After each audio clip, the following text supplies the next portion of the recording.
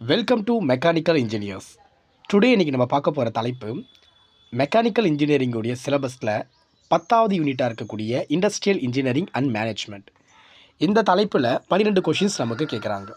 அதில் ஒரு சாப்டர் தான் நமக்கு ஒர்க் ஸ்டடி அப்படின்னு சொல்லக்கூடியது. இந்த ஒர்க் ஸ்டடியோடைய டெக்னிக்ஸு, அதோடைய மெத்தட்ஸ் தான் வந்து பார்த்தீங்கன்னா method of study and work measurement. இதை இன்றைக்கி நம்ம டிஸ்கஸ் பண்ணுவோம்.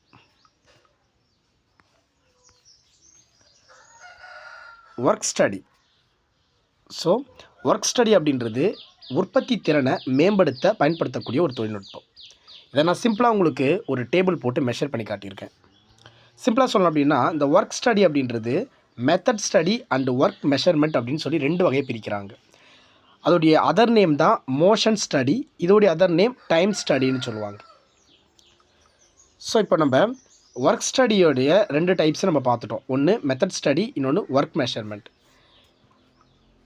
இப்போ மெத்தட் ஸ்டடியை எப்படி சொல்கிறாங்க அப்படின்னா, ஒரு ஜாபுக்கான சிறந்த செயல்முறைகளை கண்டறியப்படக்கூடியதுனால தான் வந்து பார்த்தோன்னா நம்ம வந்து மெத்தட் ஸ்டடின்னு சொல்கிறோம். ஒர்க் மெஷர்மெண்ட் அப்படின்றது சிறந்த செயல்முறைகளுக்கு தேவைப்படக்கூடிய நியம நேரம், இந்த கீவேர்ட்ஸ்.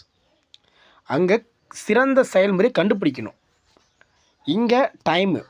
இந்த ஒர்க் ஸ்டடியில் இருக்கக்கூடிய 2 மெத்தடுமே, ஓகேவா, method study and work measurement 2மே ஃபைனல் டச்சை என்ன தான் நமக்கு கொடுக்குது அப்படின்னா, அதிக உற்பத்தி திறனை தான் கொடுக்கிறது.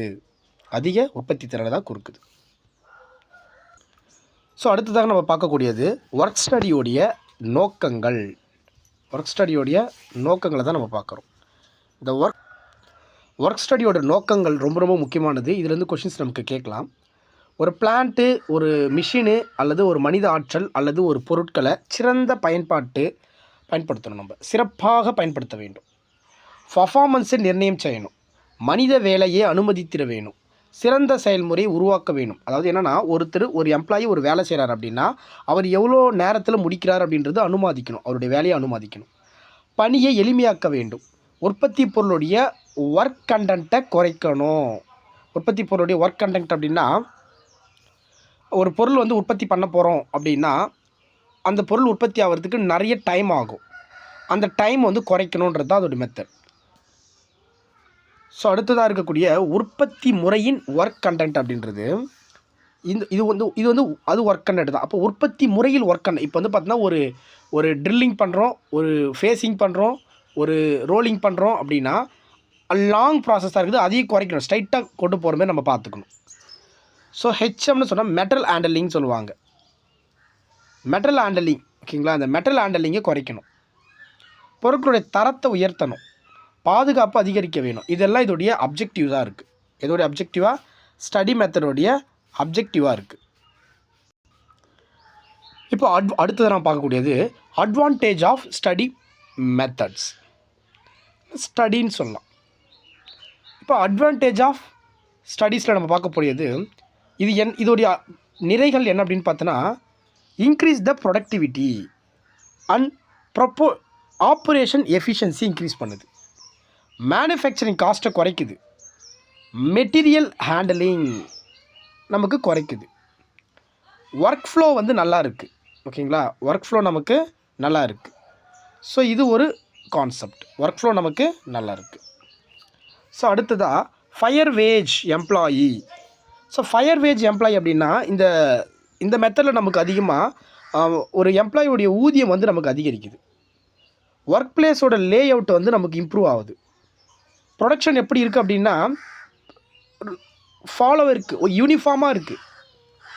அதோடு மட்டும் இல்லாமல் டேட்ஸ் வந்து பார்த்திங்கன்னா நமக்கு சிம்பிளாக சொல்லணும் அப்படின்னா டேட்ஸ் நமக்கு வந்து கரெக்டாக நமக்கு, ஸோ டெலிவரி டேட் வந்து நமக்கு எக்ஸாக்டாக கரெக்டாக இருக்குது. இப்போது fast and accurate delivery date.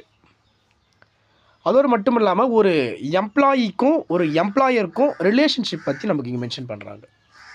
So இதெல்லாம் முக்கியமான தலைப்புகளாக நம்ம பார்த்துட்ருக்கோம். இப்போ ப்ரீவியஸ் இயர் கொஷின் நம்ம போயிடலாம். ப்ரீவியஸ் இயர் கொஷின்ஸ் நமக்கு ஒர்க் ஸ்டடியிலேருந்து என்ன கேட்டிருக்காங்க, அந்த வேர்டு தான் ரொம்ப ரொம்ப முக்கியம் நமக்கு. அதாவது which technique deals with the best possible use the human machine and material resource அப்படின்னா கீழே குறிப்பிடப்பட்டுள்ள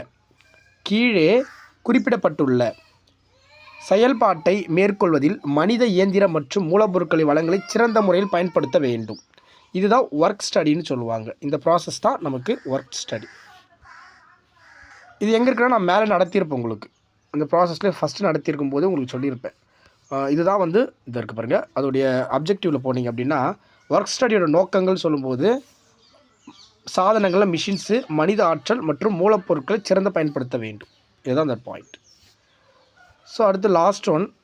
ஒர்க் ஸ்டடியில் அவ்வளோவா கண்டென்ட் கொஷின்ஸ் கேட்கல. கேட்டாங்கன்னா அதையும் நம்ம விட்டுறக்கூடாதுன்றதுக்காக அதை நோட் பண்ணிட்டு எடுத்துகிட்டு வந்திருக்கேன். எப்போவுமே முக்கியமான டாபிக்னு அதுக்கு மட்டும் இம்பார்ட்டன்ட் கொடுக்காம இந்தமாரி சின்ன சின்ன டாபிக்ஸ்க்கு ஃபோக்கஸ் பண்ணி படிங்க. ஏன்னா அந்த பெரிய பெரிய டாப்பிக்லேருந்து கேள்வி கேட்காம சின்ன சின்ன டாபிக்ஸில் கொஷின்ஸ் கேட்கும்போது நம்மளால் போட முடியாமல் போயிடும். ஸோ எல்லா டாபிக்ஸுமே ஃபோக்கஸ் வந்து ஈக்குவலாக கொடுங்க அப்படின்றது என்னுடைய ரெக்வஸ்ட். ஸோ இப்போ வந்து பார்த்தீங்கன்னா ஒர்க் ஸ்டடியோடைய அட்வான்டேஜ் ஆஃப் ஒர்க் ஸ்டடி. இது fast and accurate delivery data இருக்கும். எம்ப்ளாயிக்கும் எம்ப்ளாயருக்கும் ரிலேஷன்ஷிப் கரெக்டாக இருக்கும். யூனிஃபார்ம் அண்ட் இம்ப்ரூவ்ட் ப்ரொடக்ஷன் கரெக்டாக இருக்கும். ஸோ சீரான தேவை மற்றும் வளங்களை பராமரிக்கிறது அப்படின்னு சொல்கிறது தப்பு. இது வந்து டிஸ்அட்வான்டேஜில் வரக்கூடியதாக இருக்கும். ஸோ இதையும் நம்ம நடத்தியிருப்போம். மேலே இருக்கும், நீங்கள் போனீங்க அப்படின்னா அதை பார்க்கலாம். இருக்கு பாருங்கள். Uniform and production flow, fast and accurate delivery date, better employee and இது எல்லாமே வந்து பார்த்தீங்கன்னா ஒரு ஸ்டாண்டர்டான ஒரு ஆத்தர் புக்கில் எடுத்த மெட்டீரியல்ஸ் தான். அந்த ஸ்டாண்டர்ட் ஆத்தர் புக்கிலேருந்து அப்படியே வந்து இங்கே காப்பி பேஸ்ட் பண்ணியிருக்காங்க. ஸோ இந்த மெட்டீரியல் வந்து போத் லாங்குவேஜில் இருக்கும் கைஸ். ஓகே, தமிழ் இங்கிலீஷ் ரெண்டுமே சேர்த்து கொடுத்துருக்கேன்.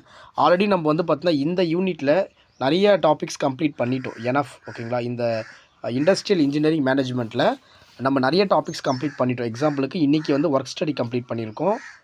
நேற்று வந்து பார்த்தீங்கன்னா ABC analysis and metal handling system complete பண்ணிட்டோம். அடுத்து வந்து பார்த்தீங்கன்னா assignment model of CPU and அதாவது சிபிஎம் மற்றும் பிஆர்டி அது கம்ப்ளீட் பண்ணிட்டோம். சிம்ப்ளெக்ஸ் மெத்தடை கம்ப்ளீட் பண்ணிட்டோம். இது எல்லாமே நம்ம சேனலில் வீடியோ அப்லோடாக இருக்குது. ஸோ ஆல்மோஸ்ட் இன்னும் கொஞ்சம் இருக்குது. நம்ம முடிச்சு விட்ருவோம். எல்லா யூனிட்டும் நான் கை வச்சுருக்கேன். ஸோ எல்லா யூனிட்டுக்கான வீடியோஸும் நம்மளுடைய யூடியூப்பில் இருக்குது. நீங்கள் போய் பாருங்கள். முக்கியமாக ஒரு லைக் ஒன்று போட்டு விட்ருங்க. ஸோ அப்புறம் வந்து இந்த வீடியோ எப்படி இருந்துச்சுன்னு உங்களுடைய கருத்தை கமெண்ட்டில் பதிவு பண்ணிவிட்டு போயிடுங்க. தேங்க்யூ.